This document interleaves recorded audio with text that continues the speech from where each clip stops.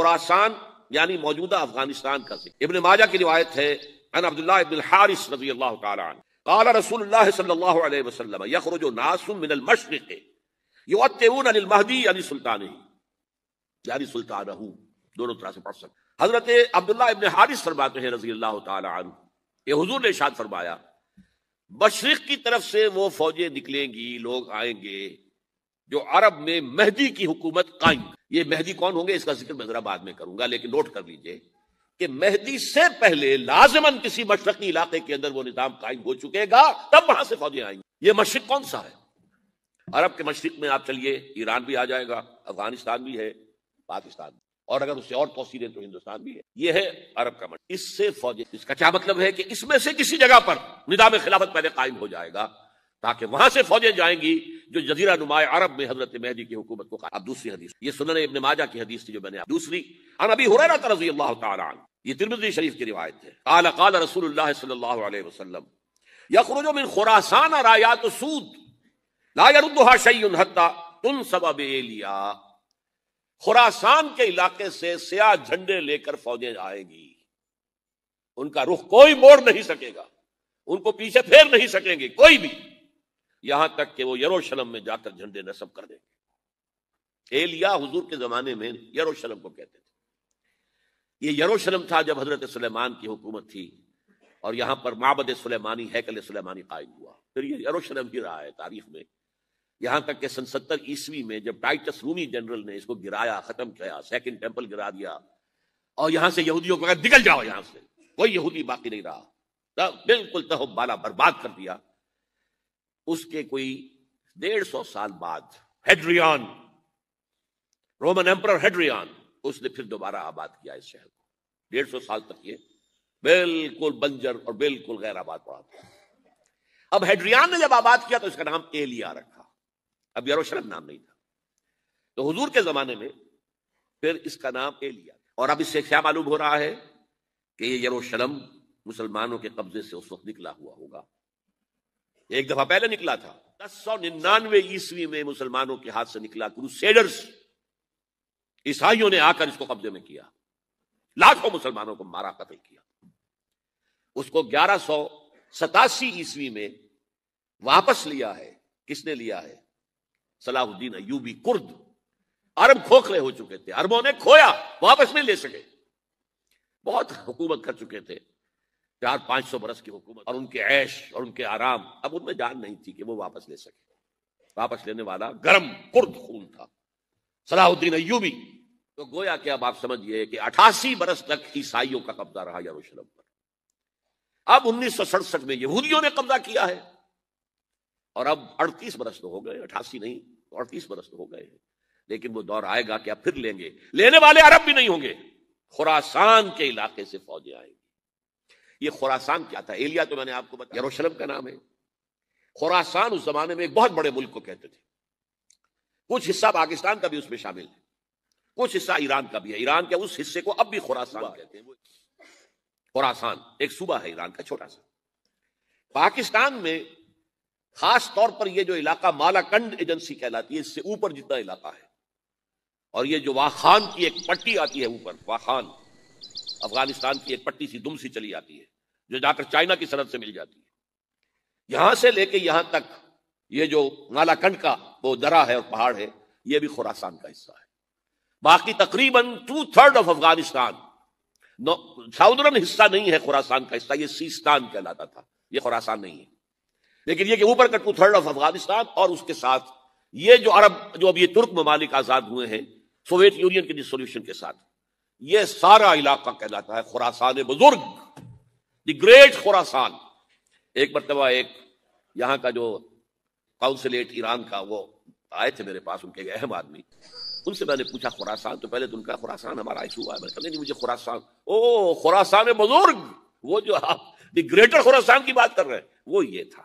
پھر میں نے اور طریقوں سے بھی تحقیق کی، پہلے خیال تھا کہ پورا افغانستان اس میں شامل ہے، لیکن اب معلوم ہوا کہ نہیں، یہ جو جنوبی حصہ ہے یہ سیستان کہلاتا تھا، کچھ بلوچستان کا حصہ اس میں شامل تھا اور کچھ یہ جنوبی حصہ افغانستان۔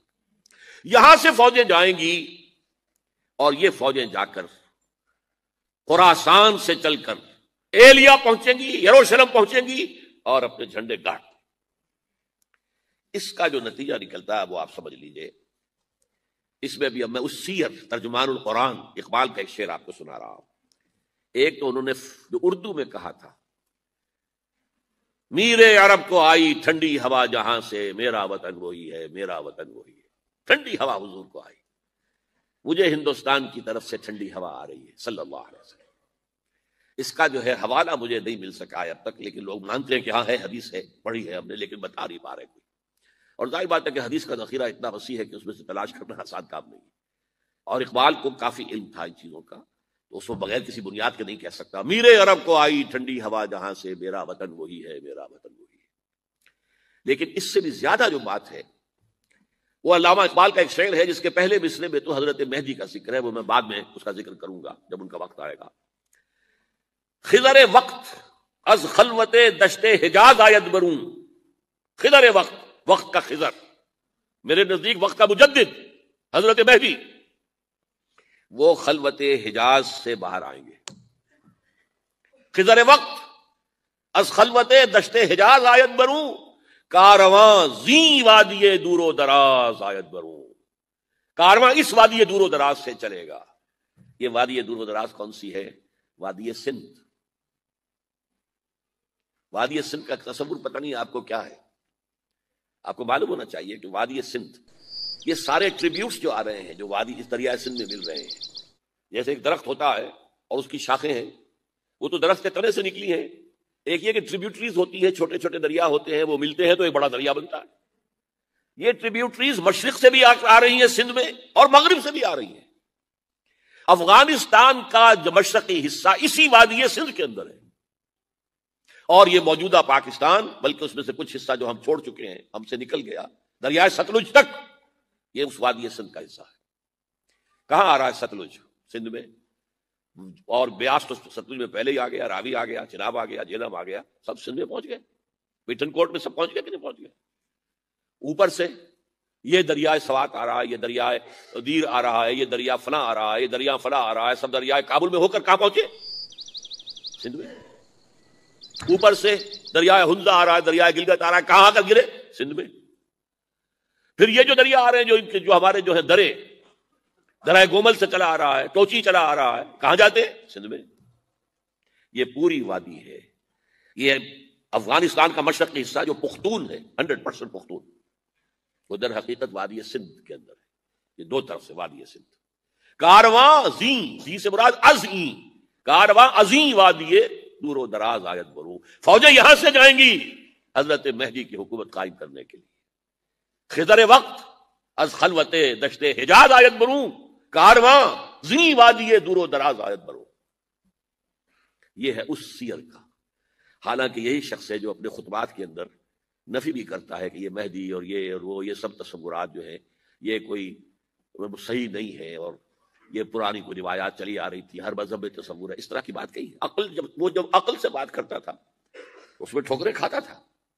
جب دل سے اس کے یہ سیلاب کے مانند چشمہ ابھرتا تھا دل سے اس کی شاعری کا، اس میں ہوتے تھے وہ حقائق کہ جو ابدی ہے. اس پر جو اشفاق صاحب ہوتے تھے ہمارے ہاں، اشفاق احمد ادیب، ڈرامہ نگار تلقین شاہ، انہوں نے بڑی پیاری بات کہی تھی. اگرچہ ان کا مذاق اڑایا تھا روزنامہ نوائے وقت نے، بات بڑی پیاری تھی. اقبال ایک دن کا اقبال تھا، ایک رات کا اقبال تھا. دن کا اقبال فلسفی تھا، وہ اپنی عقل سے غور و فکر کرتا تھا. اس کا حاصل تو ہے وہ لیکچرز، خطبات، ان میں بہت سی باتوں پر علماء کو شدید اعتراض ہے. ایک رات کا اقبال تھا، اسے الہام ہوتا تھا، سیلاب آتا تھا شاعری کا، اور وہ اقبال جو ہے اصل اقبال ہے. اور اس کو کہا اقبال نے خود. ڈاکٹر یوئنگ ہوتے تھے جو پرنسپل تھے ایف سی کالج کے، ان کے نام سے یوئنگ ہال اب بھی موجود ہے نیلا گنبد چوک میں. ایک ہاسٹل بنایا تھا انہوں نے، یوئنگ ہال. ایک دعوت میں سب جمع تھے، ڈاکٹر یوئنگ بھی تھے، علامہ بھی تھے. یوئنگ نے بڑا تیکھا وار کیا کہ ڈاکٹر اقبال، ہم نے سنا ہے کہ آپ جیسا آدمی بھی وربل ریولیشن کا قائل ہے. کو پہلے مسئلہ سمجھ لیجئے ورنہ واقعہ سمجھ نہیں آیا تھا. ایک ہے وربل، وحی باللفظ، قرآن کے بارے میں ہمارا عقیدہ یہ الفاظ اللہ کے ہیں. ایک ہوتا ہے وحی، لیکن اس وحی میں لفظ جو ہے وحی کا نہیں ہوتا. بلکہ وہ انسپریشن کہلاتی ہے. کوئی بات آپ کے ذہن میں ڈال دی گئی، آپ نے اپنے الفاظ میں اس کو ادا کیا. تو یہ سمجھتے ہیں کہ وہی جو ہے یہ ہمیشہ وہی باللفظ وربل نہیں ہوتی. یہ عیسائیوں کا عقیدہ ہے. اور وہ عقیدہ کیوں بنایا ہے؟ اب ایک بات سے بات نکل رہی ہے. انجیلیں 100 سے زیادہ تھیں، اب بھی کم سے کم 4 کو کینونیکل کہتے ہیں. تو ان چاروں میں اختلاف ہے، تو کون سی انجیل ہے؟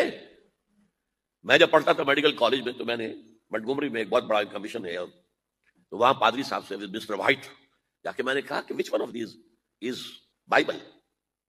اب جواب آپ سنیے، ذہانت کا شاہکار ہے. none of them is Bible. Bible is in them.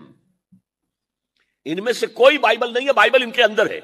یعنی جو مفہوم عیسیٰ کو وہ خدا سمجھتے ہیں اور ان کو اپوسٹلز کہتے ہیں، یہ نبی تھے، حضرت عیسیٰ کے رسول تھے، یہ متی ہوں یا جان ہوں جو بھی ہیں اپوسٹلز ہیں. تو جو حضرت عیسیٰ نے ان سے کہا وہی کی، انہوں نے اپنے الفاظ میں اس کو ادا کیا ہے، لہذا علیحدہ ہو جائے گا معاملہ، جیسا کہ احادیث کے اندر ہے. تو اقبال سے کہا کہ اقبال، ڈاکٹر اقبال، میں نے سنا کہ آپ بھی وربل ریولیشن کے قائل ہیں. کہ بالکل، اور مجھے تو ذاتی تجربہ ہے، مجھ پر جو شعر اترتا ہے وہ الفاظ میں ڈھلا ہوا ہوتا ہے، میں تبدیلی کرنا چاہوں تو نہیں کر سکتا. چپ ہو گیا یوئنگ، اب آگے کیا بولے گا یوئنگ. تو بہرحال اقبال کا یہ شعر جو ہے رات کے اقبال کا شعر ہے، یہ اس اقبال کا جس کو الہام ہوتا تھا. خضر وقت از خلوت دشت حجاز آیت بروں، کارواں زیں وادی دور و دراز آیت بروں. اب یعنی اب تک تو یہ ڈسکس کیا ہے قرآن، حدیث، سنت اور ایک ترجمان القرآن کے حوالے سے. اب آئیے عالمی حالات کے حوالے سے دیکھیں. عالمی حالات سے بھی معلوم ہوتا ہے کہ ایک عالمی ریاست تقدیر مبرم ہے. زمانہ تیزی کے ساتھ ادھر جا رہا ہے جبکہ پوری دنیا کی ایک ریاست ہوگی، بلکہ بہت پہلے سے اس کا تقاضا پیدا ہو چکا ہے. دنیا اتنی چھوٹی ہو گئی ہے، آج آپ اسے کہتے ہیں گلوبل ولیج. یہ تو گاؤں کے مانند ہے، اب کوئی فاصلہ نہیں رہا.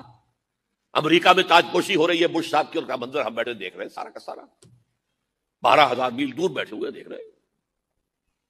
دنیا کیا ہے؟ یہ تو ایک گاؤں ہے، ایک شہر ہے. اور ایک عالمی ریاست اگر قائم نہیں ہوتی تو دنیا میں کبھی امن قائم نہیں ہو سکتا.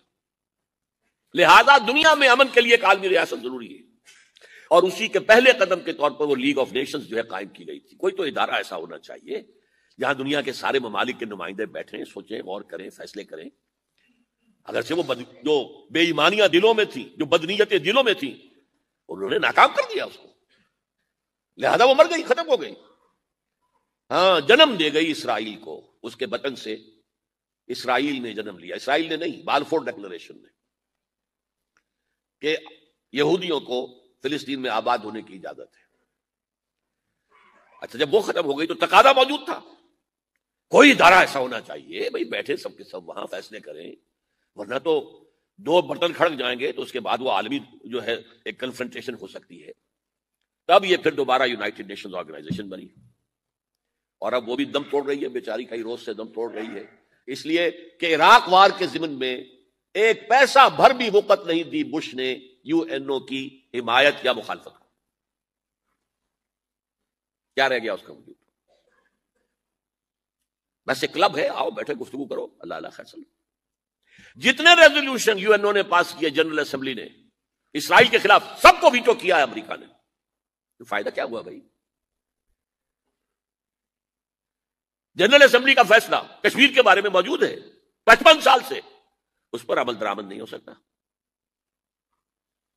تو وہ در حقیقت جب عدل انسان کے اندر نہ ہو، اللہ پر ایمان اور یقین نہ ہو، آخرت کے محاسبے کا احساس نہ ہو، تو کوئی بھی آپ ادارہ بنا لیں فیل ہو جائے گا.